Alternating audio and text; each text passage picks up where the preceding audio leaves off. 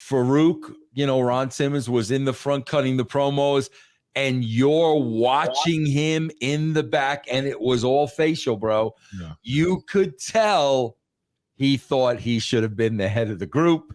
It was just a matter of time, bro. All facial. All that's a tremendous performer, bro.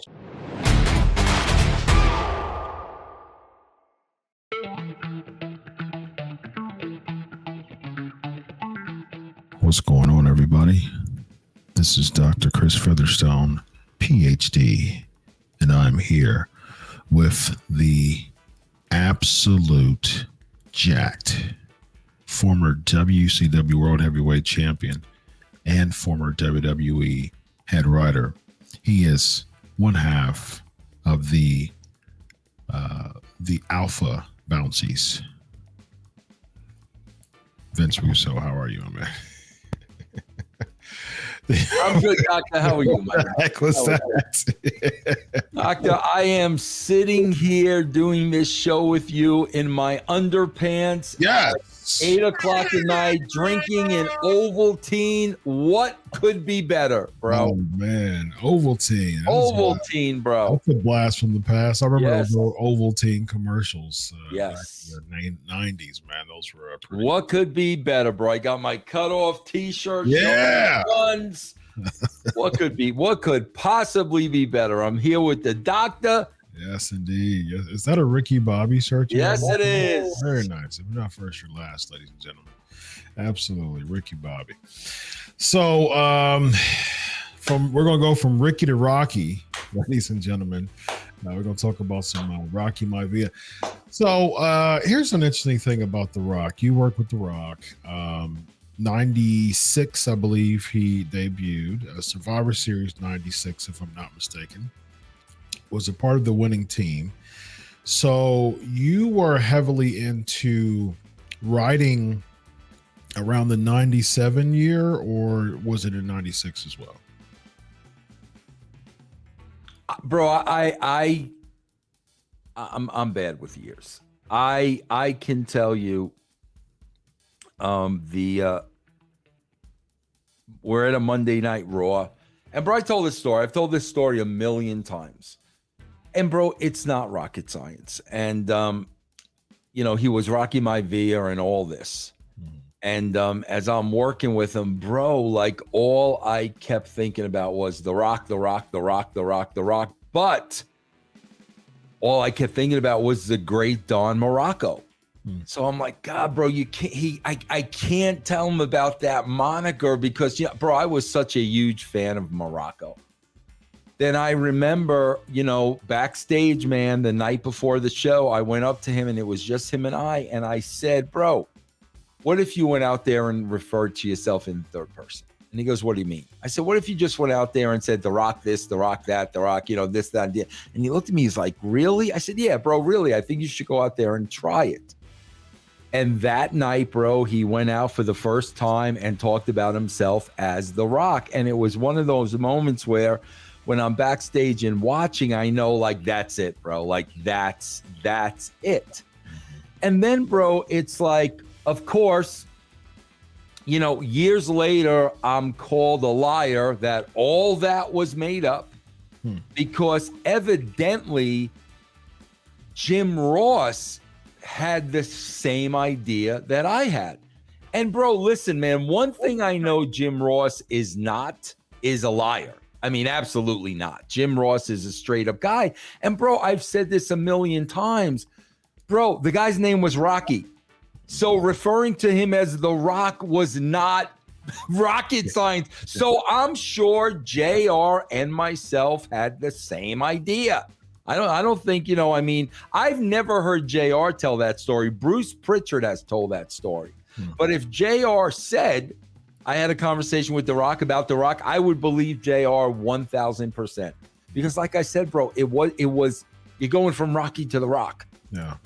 So, but yeah, bro. So whatever the timing is of that, I mean, I was on board when he really, really started embracing that character. He became The Rock when he joined the Nation. That was August of '97. Yeah. So, but I could also tell you this, man. I do remember when I wasn't the head writer and having a conversation with Pritchard because they had no idea what to do with him. So literally, they just threw him in the Nation. That's what they did. And thankfully, bro, organically, it just all worked out, you know, for him. But literally, bro, when Pritchard and Patterson were writing, they put him in the Nation because they had no idea what to do with him. How did Ron Simmons feel about that decision? He was cool with it, bro. Rocky, again, bro, I have not, since the day I left the WWE in 1999, I have had zero contact with The Rock whatsoever. But what I could tell you is when I was there, bro, he was a very, very, very likable guy. I mean, listened, respectful. There wouldn't have been any issues whatsoever with Ron Simmons. Good. Yeah. Now, you said that they didn't have anything to do with them, put them in the Nation. Was there kind of like was it, you said it was organic because he ended up really getting like, you know, Rocky sucks, right? Even because even before then it was like die Rocky die, you know, when he was a babyface. And he actually played to those signs when he was a babyface of why he kind of made the decision to join the Nation. Now, he really started to separate himself from the Nation as far as popularity is concerned. Now, when did y'all see like him starting to separate himself? Oh, bro, you could see it because, bro, it was all nonverbal.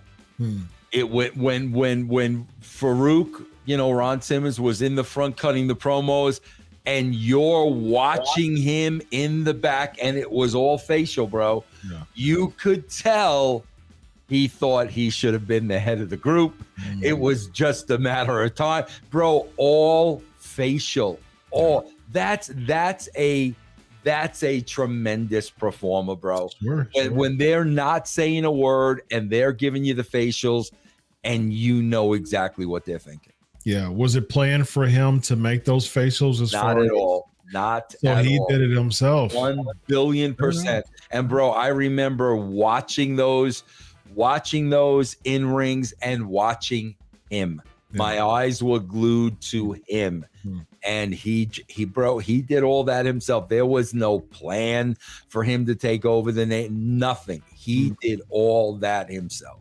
So you played off of that and say, well, it makes sense that him being as popular as he's becoming is kind of feeling a little slighted at this point and making those facials and saying, man, I shouldn't be back here. I should be in front and in the front instead of the way he was dressing, bro, and the money he was spending on his wardrobe as a shoot, bro, that was all him, man. That was all him.